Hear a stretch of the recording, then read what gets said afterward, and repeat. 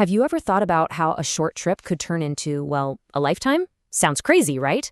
But that's exactly what happened to an entire nation.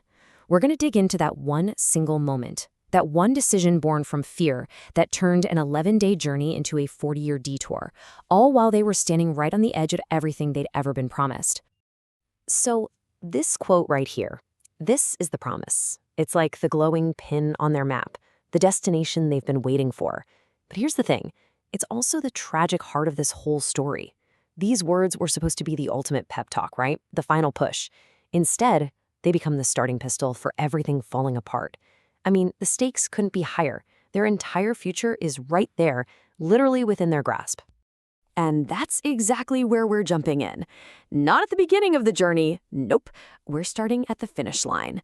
They can literally see the prize. They're standing on the very edge of their destiny. Okay, so check this out. This timeline really just says it all, doesn't it? The story kicks off in verse 1 with Moses speaking to this huge crowd out in the wilderness. Then, bam, verse 2 drops a bombshell. It tells us that the journey from Mount Horeb to Kadesh Barnea should have taken just 11 days. Think about that, a quick 2-week trip. But then verse 3 just yanks us back to reality. It's the 40th year. 40 years. That straight line on the map became this giant, tangled mess. 11 days versus 40 years. That's the whole tragedy right there. And the context here is absolutely key. Verse 4 tells us they're coming off these two huge military wins. They just steamrolled a couple of kings named Sihon and Og. So you'd think they'd be feeling pretty confident, right? Invincible even. And that's what makes what's about to happen so confusing. Then in verse 5, Moses stands up to explain this law. You can almost picture him like a coach before the Super Bowl, you know? He's unrolling the game tape, going over their whole history to get this new generation ready for their championship moment. So Moses throws it all the way back to that one pivotal moment. In verse 6, he reminds them of what God said back at the mountain. You've stayed here long enough. I mean, that's the divine green light, right? Go. Verse 7 then lays out the whole map for them, a command to go take the entire region. And then you get the big reveal in verse 8. God says, see, I have set the land before you. It's like a massive curtain is pulled back, revealing this beautiful, perfect inheritance, just waiting for them to walk in. Okay, but here's the thing. Before you can go out and conquer a whole new land, you've got to get your own house in order, right? You can't just have a massive crowd running around in chaos. So Moses knows they need structure. It's time to get this nation organized. And Moses starts with some pretty brutal honesty in verse 9. He just comes out and says, I can't do this alone. I can't carry you all by myself. Just picture one guy trying to hold up a human pyramid the size of a city. It's impossible. And why? Verse 10 gives us this incredible reason. They've grown so numerous, they're like the stars of heaven. It's a beautiful problem to have, right? And in verse 11, he even blesses them, praying that they'd become 1,000 times bigger. So how do you manage a nation that's as numerous as the stars? Well, in verses 12 and 13, Moses comes up with this genius plan. It's all about delegation. He tells the people, hey, you guys choose some wise, understanding leaders from your own tribes. And in verse 14, the people are all for it. They're like, yeah, that's a great idea. So in verse 15, Moses makes it happen. He sets up this whole leadership structure. It's like watching an org chart being built right in front of you. Leaders of thousands, hundreds, 50s, and 10s. Suddenly, chaos starts turning into order. And these new leaders get their marching orders, their job description. Verse 16, they're told to judge fairly between people. But verse 17, now that's the real core of it all. Rule number 1, no partiality.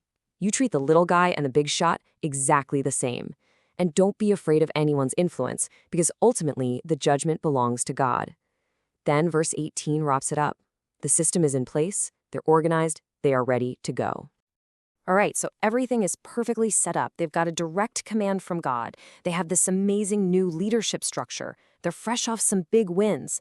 I mean, all the pieces are in place for a home run.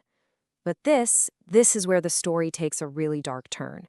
Because the enemy they're about to face isn't out there. It's in here. So they make it through what verse 19 calls that great and terrible wilderness, and they finally get there. Verses 20 and 21 tell us they're standing at Kadesh Barnea, the finish line. Moses gives the order, go up, take the land, don't be afraid. But then, hesitation. In verse 22, the people come to Moses, and they've got this idea that on the surface sounds pretty smart. They say, hey, how about we send some guys ahead, just to scout it out first? And Moses thinks, yeah, that's not a bad idea. So verse 23 says the plan pleased him. He sends 12 spies into the land, as we see in verse 24. And when they come back, verse 25 tells us they have proof. We're talking a cluster of grapes so huge, it takes 2 guys to carry it. And the report, it's glowing. They say, it is a good land, which the Lord our God is giving us. Everything seems great. And this is where you see the 2 competing stories. It's fact versus fear. On one side, you have the simple truth from verse 25. It is a good land, a gift from God. But on the other side, you get the fear-based report from verse 28. The people are way bigger and taller than us. The cities are massive, fortified up to the sky. All the good facts about the land just get totally buried under this mountain of fear about the people living there. And that fear turns to full-blown rebellion, fast. Verse 26 is just heartbreaking. It says, nevertheless, you would not go up. Just flat-out refusal. Simple. Devastating. And why? Verse 27 shows us what was really going on in their heads. They're back in their tents, grumbling, and their fear has morphed into this dark, paranoid conspiracy theory. They're saying, the Lord hates us. He brought us out here to die. You can just feel the poison of those whispers spreading through the camp in the dark. Verse 28, this is the crisis point. The bad report is spreading like wildfire. Now everyone's talking about giants, the sons of the Anakim, and these impossible cities with walls that stretch all the way up to heaven. And their question, where can we go up? It's not a real question. It's a cry of pure despair. It's them saying, there's no way. We're done. So Moses jumps in and he is desperate. In verses 29 and 30, he's practically begging them, don't be afraid. Remember, God fights your battles for you. In verse 31, he tries to get them to remember their own story, reminding them how God carried them through the wilderness like a man carries his son. Just picture that, a father carrying his child. But it's no use. Verses 32 and 33 deliver the final brutal verdict. Even after all that, after being guided by fire and a cloud, they did not believe. And just like that, a line is crossed. The promise is broken, not by God, but by them. And now, there are consequences. The bill for their unbelief has come due, and it's about to get very, very real. So in verse 34, God hears all this, and he is angry. Then in verse 35, he makes an oath. It's like a cosmic gavel just slams down. Not one of these men, he says, not one from this evil generation will see that good land. The door that was wide open is now slammed shut and locked. There is one exception, though. Verse 36 tells us Caleb gets a pass, and the reason? He wholly followed the Lord. Simple as that. Now the sentences are handed down, one by one, and the fallout is huge. In verse 37, Moses reveals that even he gets caught up in this and is barred from entering the land. In verse 38, Joshua is officially named the new leader who will take them in. But then comes the biggest, most tragic irony of all in verse 39. Remember how they said they were afraid for their kids? Well, God says, those very children, they're the ones who are going to inherit the land. And as for the rest of them, the generation of rebels, verse 40 gives the command, turn around, go back into the wilderness. The 40-year detour has just officially begun.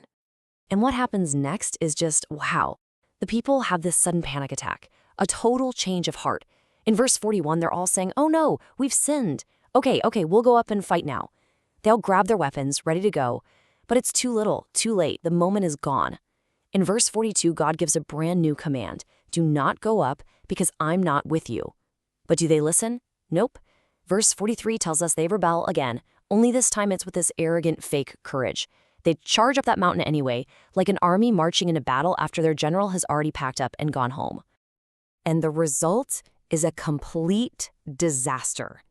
Verse 44 gives us this unforgettable image. The Amorites come swarming out of the hills and chase them as bees do. Can you picture that? It's not an organized retreat, it's just pure panicked chaos. You poke a beehive, you get stung. And they got stung badly. Verse 45 says they came back and cried before the Lord, but nobody was listening. It was too late. And so the chapter ends in verse 46 with them just stuck there in Kadesh for many days, forced to stare at the scene of their epic failure. So there it is, how an 11-day trip turns into a 40-year nightmare. An entire generation stood right at the front door of their destiny, and they chose to turn around and walk away. And it really leaves you with a heavy question, doesn't it? What is the difference between a minor setback and a 40-year detour? And how often is that difference decided in that one single moment when we let our fear speak louder than our faith?